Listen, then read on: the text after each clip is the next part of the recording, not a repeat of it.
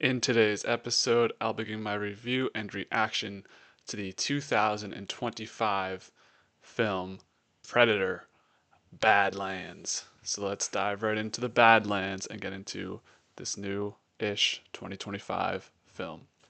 Do something, man. People are questioning you. Shut up. Shut up. Okay, yep, do that. Sure, guys. Stupid and dumb. Just an idiot. Get your shit together, son. Fuck it. I loved it. Welcome to the DubCast.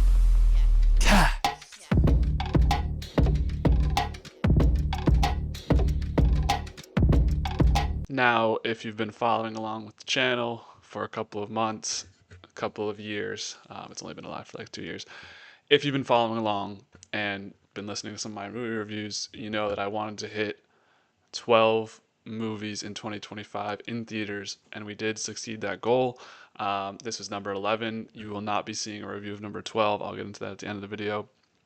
But when my dad asked me, let's go see this Predator Badlands thing, I was like, you know what? There was nothing that interests me from, I think it was like October until Avatar 3 was coming out. So I was like, I need an 11th movie. This will be good to go check out. I did see the original Predator.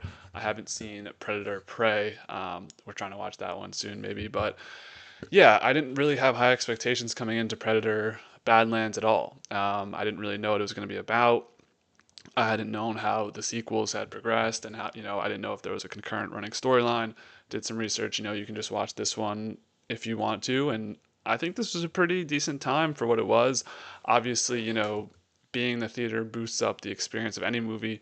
And this movie did have some crazy effects, and I loved the lighting, the orange lights with the sabers and stuff. I thought that was awesome with those effects. And then there was just like the music, the aura of the movie was very good. So I did think this was a very interesting movie to go watch. That's why we want to go circle back and watch uh, Predator Prey. Obviously, this kind of has nothing to do with the original Predator and Arnold anymore. But yeah, coming into this movie, Dan Trachtenberg, don't know anything of his work besides the one Black Mirror episode playtest, which, was a pretty interesting episode and concept. But I don't really remember that episode as being like a standout Blackout Mirror episode, in my opinion. New season, by the way, is pretty good at Black Mirror that just came out just came out last April. So yeah, let's get into my thoughts and reactions throughout the film for Predator Badlands. So you're thrown right into it. You see our guy, main character, Deck, Dekk, and interesting that these guys don't talk. I mean, they don't do a voice conversion for, or like they can't speak English somehow. You'd figure that blah blah blah, that if somehow they'd learn English just to make it easier for the viewer to understand what's going on. But this is a subtitled movie in terms of the predators and how they speak, or their kind of people speak. So, anyways, Dex fighting his brother, kind of a crazy intro. You're like, what's really going on here? And then once they finish their little sparring session, the dad pulls up and says, you know what, get rid of Deck. He's too weak. Which is like, whoa, man, we're really playing this serious. The Predators don't fuck around. So, older brother, I think Deck's the younger brother, is like, nah, I'm not going to do that. I'm going to send him away because he's trying to kill this Kalisk. In order to join the clan officially, you have to like kill a being of a different species, and there's like a whole set of rules and stuff. So he wants to go for this Kalisk, this like mystical creature, in order to like earn respect from his father, earn respect from his brother, get into the clan officially. But his dad wants him dead because he's quote unquote weak. So his brother's like, nah, you're going on your trip, bring back the Kalisk and he'll get respect. But the dad's like, no, since you're sending him away, you're actually weak. So he kills him, and it's just like Deck pounding on the window of the vessel as it's leaving, watching his brother get killed by his father. So that was crazy introduction to this one, and you automatically off the bat you feel very empathetic for Deck, even though he's kind of a dumbass throughout the beginning of the. I think it's a he. Sorry if it's not. I think Deck's a dumbass throughout the first like half of this movie. That being said, he's on his trip now to go get the Khalees. He has no option but to do that, and he's kind of on his own because he doesn't really have a family to come back to. We'll talk about that later, but I did like the scenics, as I like to call them, and just the environment around this new planet that he makes his way to, Deck.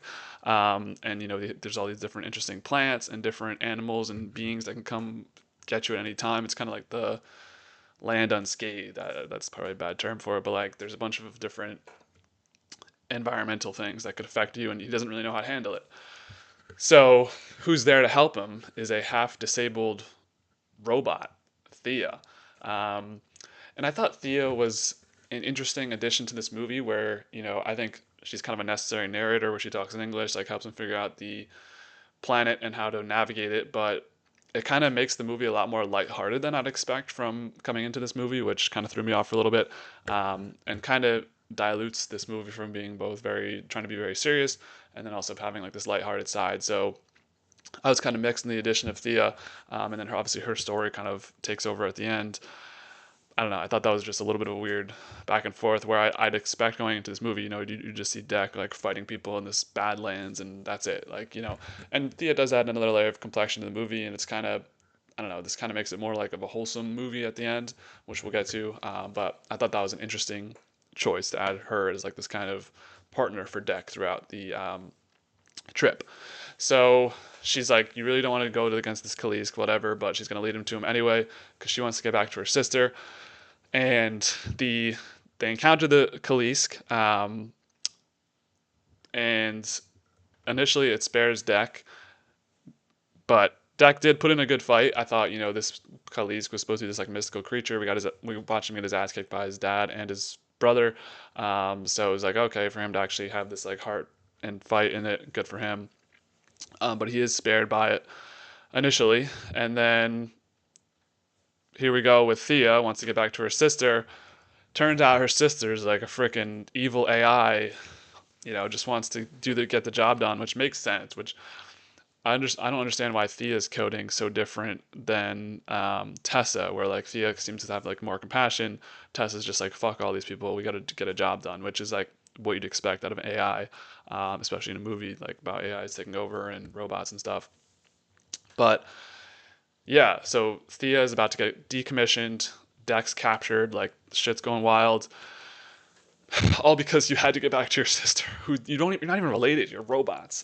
So maybe a little bit something scary there for everyone out there, because I know people are worried about robots taking over the Earth and stuff. Anyways, Deck is able to escape out of capture, and then he has nothing left to go for. He has no family back home. Really, the only family he has is Thea, and although annoyed by her throughout most of the movie, he says, you know what, I'm going back for her. So I really like this last act where he goes back to that environment that Thea helped him understand of like you need to use these certain plants to do this and these certain beings can help you do this. So he does that and takes out a bunch of the soldiers. I think I saw something that maybe this movie got away with being PG-13 because none of the like soldiers were like real people. They're all like robots or something. I don't know. I could be wrong on that. But this was an awesome. There's like a stealth scene to start out where Deck is like going around doing a little, taking one guy here, taking one guy here with this. I love that part of it. And then it like, of course, they catch him and see that he's there, so it becomes like a full out, fledged on fight. And yeah, I mean this last scene was pretty, or this last like act, this last fight part of this act was pretty cool. Um, Tessa is eaten up by the Khalees, but of course she kills it from the inside with sound grenades and all that. Just kind of like the action you'd expect going into this movie. And then Deck's able to get the upper hand on her, and then they win. So good job. Makes the viewer happy. We're Team Deck. He had a tough upbringing through the first like couple of minutes of this movie. Um, and then to end it out, he is going to bring his new family back to his old family. He throws Tess's head at his dad, saying, "Here's my claim for joining the tribe or whatever." And of course, his dad's like, "No, no, no, you can't do that." But armed with everything that he learned from this new planet, he's able to take out his dad, which is a crazy jump from the beginning of the movie where he got his ass handed to him by both his brother and his dad, and then his dad killed his brother. So it's like, holy shit, Dex for real now. Um, and then we see Bud. I haven't mentioned Bud. He's like the baby Khalees. He actually licked Deck in the head. That's why the Khalees spared Deck initially. So with that, they have their new family, and they're able to. I think Deck's like the one who's going to take. It's left unspoken because he takes out the leader, so it's not sure if like they're all going to respect him or they're all going to come after him. And we see a ship fly overhead, signaling that someone else is coming to this scene. And who is it? But Deck's mother, who we don't know anything about. So I'm guessing sequel coming. I'm fine with that sequel. I think some movies overdo it, but like this Predator thing is obviously becoming a franchise. They're all becoming a franchise. All these movies are becoming a franchise nowadays. So I wouldn't mind seeing Deck, and I think Ellie Fanning did a good job with her character, even though I was kind of questionable on the addition of that character specifically.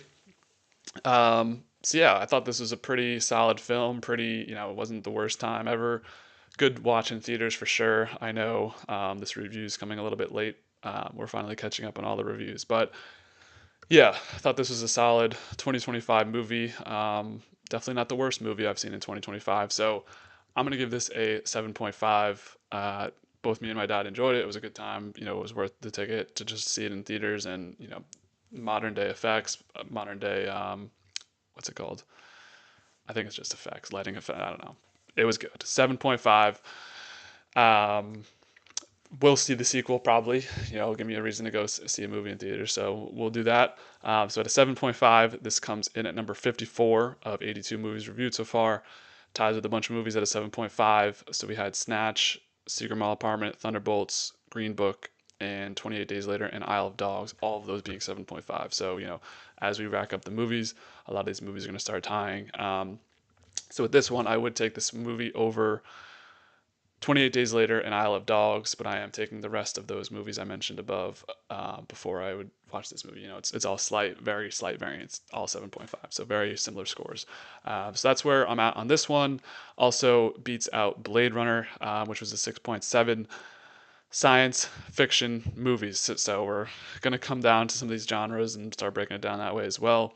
Just since there's not a lot to go off with, the actors and the directors in this one. So in terms of 2025, I think this is probably it's lower on the list, just because I feel like 2025 was a good year in terms of movies where I loved one battle after another. I love Sinners. Um, what else was there? I think this beats out, or no, this like is right below Ballerina. Um, let's see what we got here. I think yeah, it beats out some of the Marvel movies for sure. Beats out Captain America, Brave New World. I think, well, yeah, it's tied with Thunderbolts. Yeah, so this is actually the second lowest on the list, but it was good. I think the only bad movie I saw in theaters in 2025 was Captain America: Brave New World. So that's where I'll leave you with Predator: Badlands. What do you guys think of this one? Are you going to see the sequel? Where does this rank in the series of Predator so far? I know there's like an animated series or something, or an animated movie maybe. I heard Prey is decent, and then obviously you have the original and Predator vs. Alien, all that type of stuff. So that's it for Predator: Badlands. Coming up next in the DubCast, like I mentioned, we have finally been able to catch up somewhat on the movies. So the next one will be The Illusionist and then Gladiator 2. I'm not sure when this review specifically will be coming out, but expect, better reviews because we're finally caught up on the backlog. And yeah, besides that, NFL stuff weekly, UFC coming back at the end of January, Survivor 50 February. It's going to be lit on the DubCast. So make sure you stay tuned, and we'll see you in the next one. As always, be easy, y'all.